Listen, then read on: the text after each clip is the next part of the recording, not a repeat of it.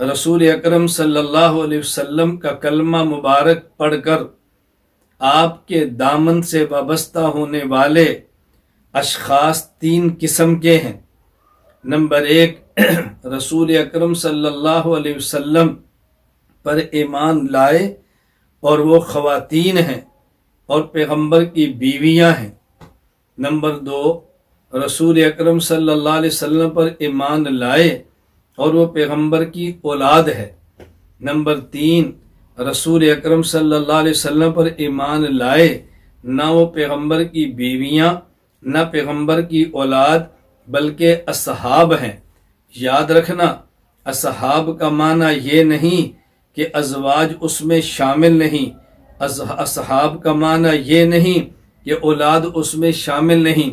اولاد میں اصحاب میں اولاد بھی ہے، اصحاب میں ازواج بھی ہیں۔ میں نے مزید تھوڑی سی وضاحت کرنے کے لیے ان کی 3 قسمیں بنا دی ہیں۔ نمبر 1، صحابیت بھی ہے، پیغمبر کی بیوی بھی ہے، زوجیت بھی ہے۔ نمبر 2، صحابیت بھی ہے اور پیغمبر کی اولاد ولدیت بھی ہے۔ نمبر 3، زوجیت اور ولدیت نہیں، صرف صحابیت ہے۔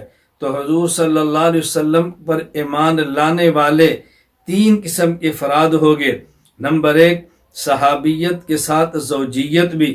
نمبر 2، صحابیت کے ساتھ ولدیت بھی۔ نمبر 3، صرف صحابیت۔ تو جہاں زوجیت اور صحابیت مل جائیں انہیں ازواج کہتے ہیں، جہاں پیغمبر کی صحابیت کے ساتھ ولدیت مل جائے انہیں اولاد کہتے ہیں، اور جہاں صرف پیغمبر کی صحابیت ہو، زوجیت ولدیت نہ ہو، انہیں اصحاب کہتے ہیں۔ تو گویا رسول اکرم صلی اللہ علیہ وسلم پر اس وقت پر ایمان لانے والوں کو ہم 3 قسم کے افراد سمجھ سکتے ہیں۔ نمبر 1، ازواج نبی۔ نمبر 2، اولاد نبی۔ نمبر 3، اصحاب نبی۔ یہ 3 قسم کے افراد کیوں ہیں؟ اس لیے کہ رسول اکرم صلی اللہ علیہ وسلم کی 3 ضرورتیں ہیں۔ آپ رحمت للعالمین بن کے تشریف لائے ہیں، آپ خاتم النبیین بن کے تشریف لائے ہیں، آپ پورے عالم کے نبی بن کر تشریف لائے ہیں، نبی ہی نہیں خاتم النبیین بن کے تشریف لائے ہیں۔ تو رسول اکرم صلی اللہ علیہ وسلم کی 3 ضرورتیں ہیں۔ ایک آپ کی ضرورت یہ ہے کہ آپ کے دین کو لیا جائے، عرب سے عجم تک پہنچا دیا جائے، آپ کے دین کو لیا جائے، بحر و بر میں پھیلا دیا جائے، آپ کے دین کو لیا جائے، پوری دنیا میں اس کو نافذ کر دیا جائے۔ اور آپ کی دوسری ضرورت یہ ہے کہ آپ صلی اللہ علیہ وسلم مردوں کے بھی نبی ہیں، عورتوں کے بھی نبی ہیں۔ تو آپ کے بعض مسائل جو نجی زندگی سے تعلق رکھتے ہیں وہ مسائل آپ سے سیکھے جائیں، باہر سکھا دیے جائیں۔ آپ کی خلوت کی زندگی لوگوں کو سکھانے کے لیے جلوت میں پہنچا دی جائے۔ اللہ رب العزت نے پیغمبر پاک کی ضرورت کو بھی پورا فرمایا۔ اور آپ کی تیسری ضرورت کہہ لیں یا آپ کی تمنا اور خواہش کہہ لیں، آپ اللہ سے دعا مانگتے ہیں، والذی نفس محمد بیدہ لوددت ان اقتل فی سبیل اللہ ثم احیا ثم اقتل ثم احیا ثم اقتل۔ اے اللہ میں قسم اٹھا کر محمد کہہ رہا ہوں، والذی نفس محمد بیدہ، قسم اس ذات کی جس کے قبضے قدرت میں محمد کی جان ہے صلی اللہ علیہ وسلم، لوددت ان اقتل فی سبیل اللہ، میں سچے دل سے یہ چاہتا ہوں مجھے اللہ کے راستہ میں شہید کر دیا جائے، مجھے پھر زندہ کیا جائے، پھر شہید کیا جائے، مجھے پھر زندہ کیا جائے، مجھے پھر شہید کیا جائے۔ یہ رسول اللہ صلی اللہ علیہ وسلم کی تمنا ہے، اللہ کے نبی کی آرزو ہے، آپ کی قلبی خواہش ہے، جسے آپ لفظ مودت سے تعبیر فرما رہے ہیں۔ یہ پیغمبر کی خواہش۔ اب گویا پیغمبر پاک صلی اللہ علیہ وسلم کے 3 تقاضے ہیں، آپ کی 3 خواہشیں ہیں۔ نمبر، آپ کے دین کو عرب سے لے کر عجم میں پھیلا دیا جائے، عرب سے عجم تک پہنچا دیا جائے۔ آپ کی دوسری خواہش یہ ہے کہ آپ کے دین کو خلوت سے جلوت میں لایا جائے، مردوں کے علاوہ عورتوں تک پہنچایا جائے۔ اور آپ کی تیسری خواہش اور تمنا یہ ہے کہ مجھے اللہ کے راستے میں شہید کر دیا جائے۔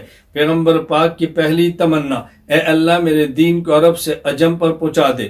والذی ارسل رسولہ بالہدی ودین الحق لیظہرہ علی الدین کلہ، اللہ نے اپنے محمد پیغمبر کو دین حق دے کر بھیجا تاکہ تمام ادیان پر غالب فرما دیں۔ اس غلبہ دین کے لیے اللہ نے حضور کو افراد عطا فرمائے، انہیں اصحاب کہتے ہیں۔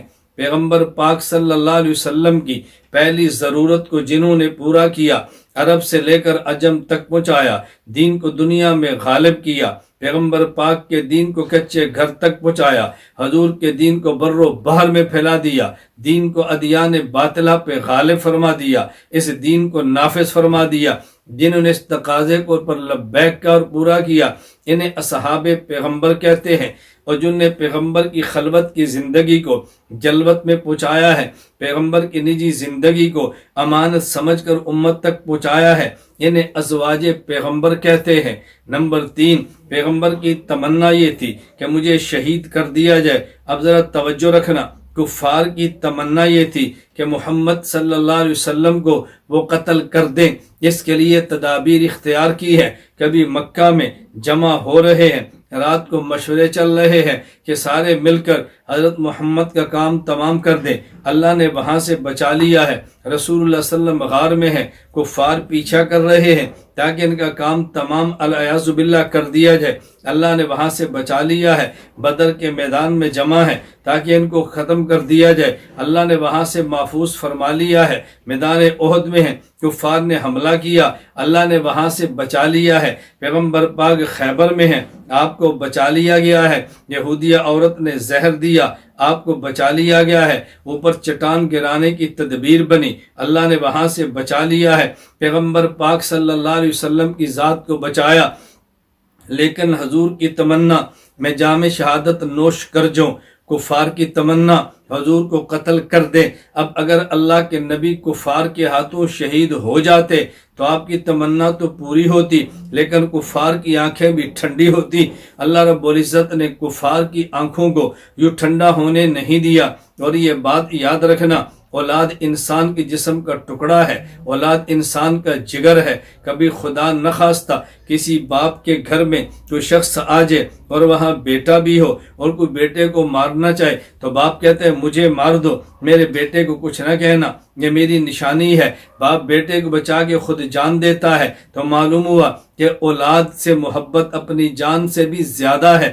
ابراہیم علیہ السلام کو وہی جو خواب کے ذریعے آئی، وہ حضرت ابراہیم کو اپنے گردن پہ چھری چلانے کے نہیں ہے، بلکہ بیٹے کی گردن پر چھری چلانے کی ہے۔ اپنی گردن پہ چھری چلانا آسان ہے، بیٹے کی گردن پہ چھری چلانا مشکل ہے۔ اسی کا نام تو ابتلا ہے، اسی کا نام تو امتحان ہے۔ تو گویا بیٹے کا کٹ جانا یہ باپ کا کٹ جانا ہے، بیٹے کا ذبح ہو جانا یہ باپ کا ذبح ہو جانا ہے۔ حضرت حسین پیغمبر کے جسم کا ٹکڑا ہے، پیغمبر کا خون ہے، حضور کے لختے جگر ہیں، پیغمبر پاک صلی اللہ علیہ وسلم کے جگر کا ٹکڑا ہے۔ حضرت حسین رضی اللہ تعالی عنہ پیغمبر کی اس تمنا کو پورا کیا۔ حضرت حسن بھی شہید ہوئے، ان کو شہید کیا گیا ہے زہر دے کے۔ حسین بھی شہید ہوئے، ان کو شہید کیا گیا ہے میدان کربلا میں۔ تو ان پیغمبر کے نواسوں نے، پیغمبر کے لختے جگروں نے حضور کی تمنا کو پورا کیا۔ تو یوں پیغمبر تو محفوظ رہے تاکہ کفار کی آنکھیں ٹھنڈی نہ ہوں، اور پیغمبر کے نواسوں نے جان دے کے پیغمبر کی خواہش کو پورا کیا ہے۔